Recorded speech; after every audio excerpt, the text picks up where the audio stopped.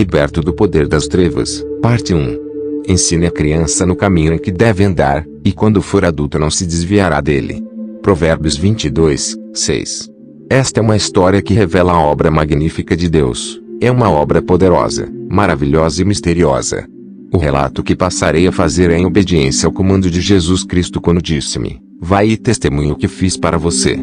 As pessoas normalmente acham que o infortúnio é destino e que cada pessoa não pode fazer absolutamente nada para alterar os acontecimentos de sua vida. Até um certo ponto isto é verdade. Mas no caso de um filho de Deus, a vida está de facto planeada. O coração do homem traça o seu caminho, mas o Senhor lhe dirige os passos. Provérbios 16, 9. Se o plano de Deus nas nossas vidas é cumprido ou não, depende de vários fatores, tais como a nossa comunhão com Deus, a sua opinião sobre a finalidade da vida. Muitos não acreditam que existe céu e inferno, bem como o ambiente socioespiritual em que vivemos. A sua vida está rodeada por alguns fatores externos. A crise é atingida quando você desiste dos seus desejos, de uma maneira ou outra, por motivos bons ou maus. Assim, você pode amar ou odiar, ou desejar ser compreensível ou não ser compreensível. A vontade de obedecer é a maior força em um convertido em Cristo, enquanto que a vontade de desobedecer é a vontade que reina numa pessoa que vive em pecado. Uma criança órfã, abandonada no mundo, é controlada por uma das duas forças, bem ou mal, certo ou errado, Deus ou o diabo. Todos nós somos desafiados por estas duas forças da vida, e cada um deve escolher o que tem de viver, e creio que é o que a Bíblia diz: ensine a criança no caminho em que deve andar, e quando for adulto não se desviará dele. Provérbios 22, 6. Você concorda que a pessoa mais próxima e amada do coração de uma criança é a mãe? Um órfão é uma criança infeliz e mais exposto aos ataques do diabo do que crianças com pais. A mãe é um protetor de corpo e alma, mas torna-se dupla tragédia quando ambos pai e mãe estão mortos, e mais ainda, em circunstâncias misteriosas. A minha história começou em 1980, hoje escrevo meu testemunho após 22 anos, em uma pequena aldeia chamada Meriringuibuzu, e tem bem de autoridade do governo local, estado do Imo, na Nigéria. Eu vivia com os meus pais. Estes não foram classificados entre os ricos, mas o meu pai teve o privilégio de herdar 42 hectares de terra do meu avô, uma bênção que trouxe a maior desgraça nunca registrada na história da família. Meu pai era muito invejado pelas pessoas, tanto familiares próximos assim como distantes, por que razões não sei, talvez pela imensa herança de terra. Éramos uma família feliz. Meus pais tinham 4 filhos, Love, Margarete, Emmanuel, eu, e Chiniere. Depois de terem as primeiras 2 filhas, os meus pais esperaram durante 14 anos antes de terem a mim, o único rapaz, e mais tarde a minha irmã mais nova, Chiniere. Isto trouxe verdadeira felicidade para a família, mas esta alegria foi de curto tempo, pois a primeira tragédia atingiu a minha família. A minha linda e atenciosa mãe morreu. Ela foi acusada de ter morrido devido à feitiçaria, e 4 anos mais tarde o meu pai morreu. Também alegou-se que o motivo era um trabalho de curandeirismo, na língua da Nigéria e Juju, onde ele esteve envolvido. 2 anos após a morte de ambos, a minha irmã mais velha, Love, desapareceu misteriosamente, e Margarete, a segunda filha de meus pais, foi atingida por uma doença mental. Foi uma cadeia de tragédias na vida de uma família humilde e outrora feliz. A minha irmã mais nova, Chiniere, e eu fomos enviados para a casa dos nossos avós. Lá concluí meu ensino básico e mais tarde fui admitido na escola superior, Item Shoal. Frequentei até a classe 13 e fui retirado da escola por falta de dinheiro para pagar as propinas, etc. Pouco depois disto, os meus avós também morreram. Depois de todas as cerimônias fúnebres, um alegado parente, que eu desconhecia, levou a Chiniere, minha irmã mais nova, e até a presente data não sei o paradeiro dela. Fui forçado por graves crises a voltar para a casa do meu pai, e ali iria viver sozinho com a idade de 13 anos. Como é que uma criança de 13 anos sustenta-se no meio de inimigos do seu pai, e consequentemente seus próprios inimigos? Eu estava com muito medo.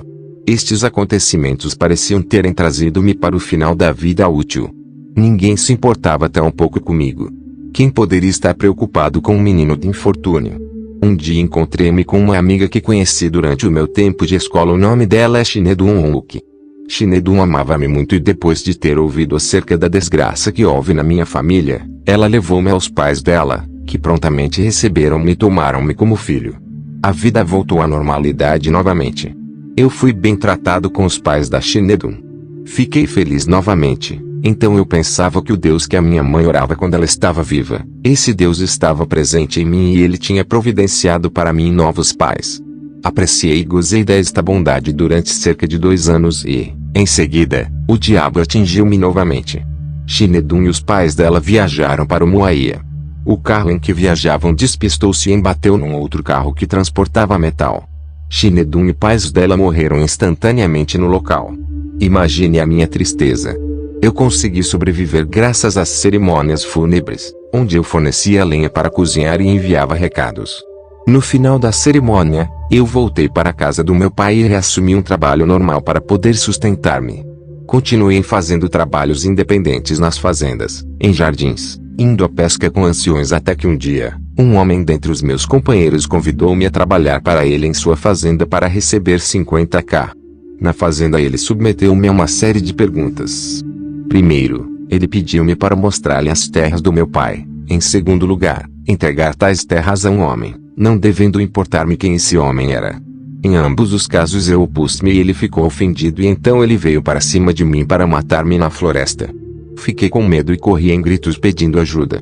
Infelizmente, a área era uma floresta muito densa. Ninguém veio ajudar-me, mas a ajuda veio de Deus. Este homem perseguiu-me com uma faca, mas eu sendo jovem estava sendo mais rápido demais para ele e caí em um buraco de cerca de 1,82 metros de profundidade e fui coberto pela erva. Ele procurou-me e depois de um tempo ele desistiu. Eu depois saí da cova e através de um outro caminho retornei à aldeia. Eu relatei o incidente aos anciãos da vila, mas nenhuma medida foi tomada. Muito comum esta situação para com os órfãos. Este incidente criou verdadeiro ódio no meu coração jovem. Ninguém me amou, ninguém se importou. Eu refleti por que razão alguém iria querer me matar sabendo que eu não tinha paz? A vida estava cheia de miséria. Agora percebi que Deus em seu amor protegeu-me e o suicídio nunca me passou pela minha mente. Tornei de seguida um membro de pleno direito na Igreja Assembleia de Deus na minha aldeia, onde ainda sou, mas infelizmente ninguém cuidou de mim mesmo sabendo da minha situação.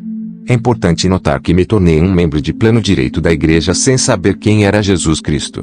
Eu nunca sabia o que significava renascer em Cristo.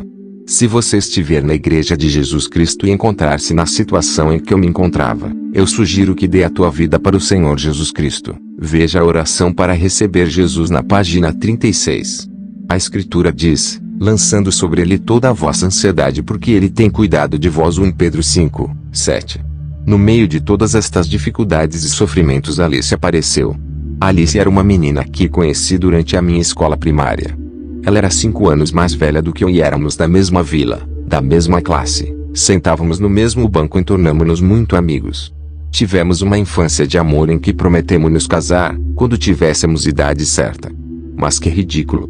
Uma criança de 11 anos, sem pais, sem educação, sem comida para comer, prometendo casamento a uma menina de 5 anos mais velha.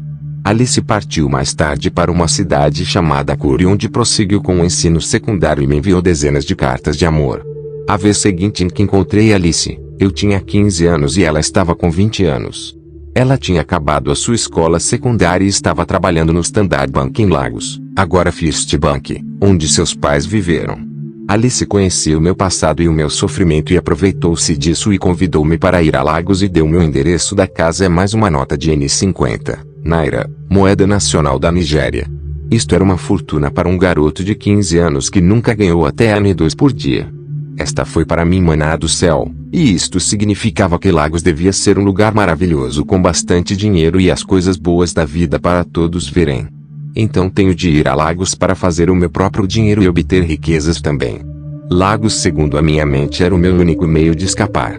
Escapar dos inimigos do meu pai, escapar dos meus inimigos, escapar da fome e de todos os meus problemas. Escape. Fugir. Sim, fugir de tudo o que é mal. Sublinhado.